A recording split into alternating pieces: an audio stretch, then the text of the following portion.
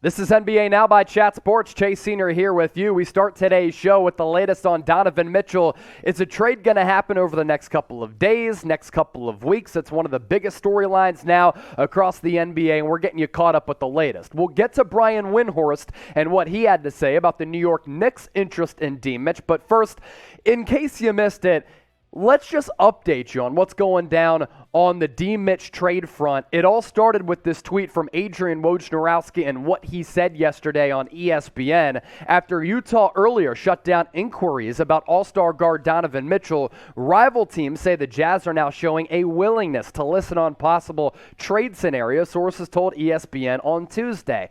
Asking price appears to be steep, of course, but in the wake of Utah's recent Rudy Gobert blockbuster deal to Minnesota, the Jazz no longer simply dismissing calls on Mitchell and teams who want to trade for him. Now, Donovan Mitchell, a really good, still ascending young player who had a little bit of a slip in play and production last year. Not necessarily on the stat sheet, but from the eye test. Was he fatigued with what was going down in Utah? Didn't like playing alongside Rudy Gobert. They maximized their abilities as a 1-2 punch, potentially. But here are reasons why D. Mitch is valuable to other teams who are going to call the Jazz and ask them, okay, what do you want in exchange for the Spider? 25 years old, still really young, career averages in 5 years of nearly 24 points per game, almost 45% shooting, nearly 36% from downtown. He's under contract, under team control for the next 4 years. So for the acquiring team, you're going to have Donovan Mitchell on your roster if everything continues to go well, unless he demands yet another trade, but that's doubtful. And for me, this is what it comes down to with Mitchell. Is he a star? I'm talking superstar. A guy who can lead you to the NBA championship? Maybe not. But right now, with what we've seen now for a large sample size, he can be a co-star for a top-tier team. So we'll get to what Brian Windhorst had to say about D. Mitch around the corner. But first, another reason why Mitchell valuable to teams. Yes, he's been great in the regular season. We showed you the numbers over the last 5 years in the regular season. In the playoffs, though, this guy enjoys the spotlight. This guy enjoys the pressure. And he's shown, I thrive and I flourish in the game's biggest moments. Playoff stats through 39 games, by the way, that's half of an NBA season pretty much. Really good production. 28 points per. The assist numbers go up. I think when defenses break down, he becomes a better passer because he's thinking less about one-on-one ISOs. 43% from the field, a little bit down, but the three-point numbers a little bit up at 37. And we've seen this guy hit big bucket after big bucket. That's why a trade to the Knicks, somewhat appealing, because when the Knicks are good, it's good for the NBA. And then the team up, Donovan Mitchell and Jalen Brunson. Could the Knicks be back? Maybe. But first, let me ask you this. Should the Jazz trade Donovan Mitchell? This is a really good player. They can get a lot back, or should they rebuild around him? Let us know in the comments section, T for trade or K for keep. As for the Knicks tie into Donovan Mitchell, there have been some of these rumblings over the last couple of months, and whether we've talked about it here on NBA Now on Chat Sports or New York Knicks Now by Chat Sports, we've discussed the fact that Donovan Mitchell does have some ties to New York through the agency world, but also his dad, a former Major League Baseball player, also works with the New York Mets. Brian Windhorst on the Knicks, maybe being the leaders for a Donovan Mitchell trade, saying this on Wednesday. This is new information. Knicks have 8 tradable first-round picks and a need and a desire for a star player like D. Mitch. Some people believe this is an inevitability. I think we're going to hear a lot about Mitchell and the New York Knicks in the coming days. So Marsh, my boy, he couldn't say that word. I got to say it pretty flawlessly. Hey, I love my boy. It's a hard word to say.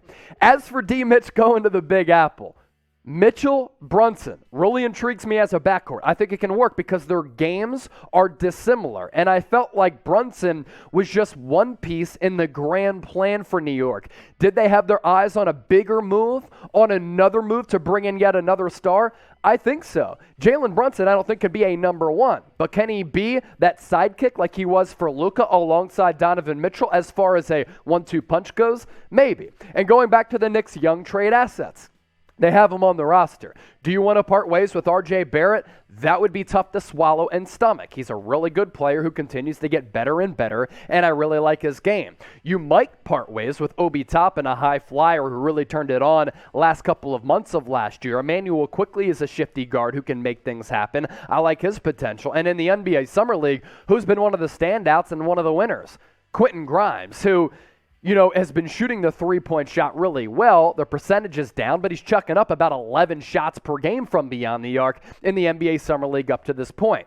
As for what Jake Fisher had to say about Barrett, and if you're Utah, Danny Ainge, obviously you want him back ideally if you're going to trade away Mitchell. Utah's appetite for Barrett, Fisher said, as the key ingredient in a Mitchell trade is unclear. But an unofficial BR poll over 24 NBA executives at NBA Summer League this week did indicate that Barrett boasts a greater trade value across the league, how about this, than Miami's best blue chip prospect in Tyler Herro by a wide margin, particularly because of Barrett's improving defense. And there's a point there. Tyler Herro is not a good defensive player, really good offensive player. But as far as R.J. Barrett goes, if you get a two-way wing, it's the most sought-after position in the NBA. So when you look at trade packages and you canvass them, Knicks, Heat, they make the most sense for what they're looking for, what they want, and the level of aggressiveness behind their pursuit. And no matter what happens, we're going to keep you up to date right here on NBA Now by Chat Sports. The best fit for Donovan Mitchell, let us know. NYK for the Knicks, it would be awesome. Him going to the Heat would be a lot of fun. And if he comes back to Utah, people in the great state of Utah and around Salt Lake City will be happy that they have their franchise cornerstone remaining with the Jazz. Now, today's show presented to you by Rumble. It's another platform that we put our videos on, and right now we have a stealth competition going on between Warriors Today, NBA Now, and the Lakers Report, so closely tied in terms of followers and subscribers. So if you like any of these teams and you want exclusive content that's unfiltered, rumble.com/NBA Now, you see the link down below. Could Patrick Beverley be on the move yet again? Now, over the last couple of years, he's switched up and changed teams a lot.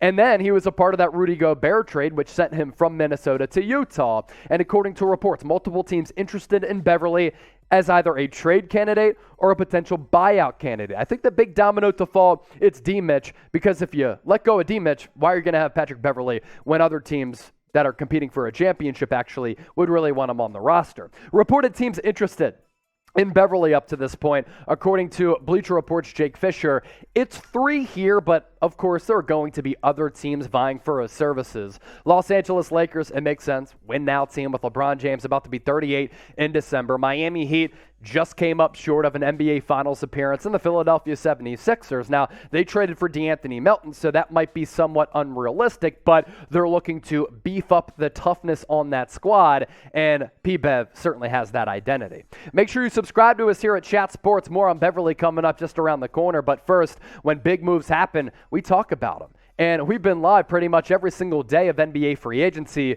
Which other YouTube channels are doing that? Which other television channels are doing that? They're not. We are, and our content's the best. Make sure you subscribe right now. As for what Bleacher Report had to say about Bev, former Timberwolves guard has drawn interest from the Lakers and the Heat, sources told Bleacher Report. Philadelphia had been mentioned as a potential Beverley suitor with his past Houston experience and the Sixers' obvious deep Rockets connections, but it does seem unlikely that Beverley will now be Philly bound after they acquired DeAnthony Melton, a trade, by the way, that I really like. Now, Beverley is a one-time all-defensive player and has made the second-team all-defensive squad a couple of times. Really, really good defensive player who is passable offensively. Now, sometimes he goes in these ruts, sometimes he goes cold, and it's a tough watch. But he makes up for it with his impact on the defensive end. And last year, pretty solid. Now, the three-point numbers were down, but he has career averages around 37%. So if he goes back up and jumps back up to that figure, that's pretty solid. 9 points per game. Let's say he gives you that figure, 37% from deep, 4.5 dimes, and then a steal plus per game and a block per game. That's pretty impressive considering he's often outsized going up against some top-tier wings. As for his resume, too, it's impressive. And this guy consistently makes the playoffs. 9 of the last 10 years, he has helped lead his teams to the postseason. 2-time all-defensive team in the second team, as I said. All-defensive first team back in 2017. He's still playing at a really elite defensive level. And again, he can guard point guards, 2 guards, wings, and I like that about him because he's never afraid of a challenge, nor will he ever back down. And I like the toughness. I like the dog of Patrick Beverley.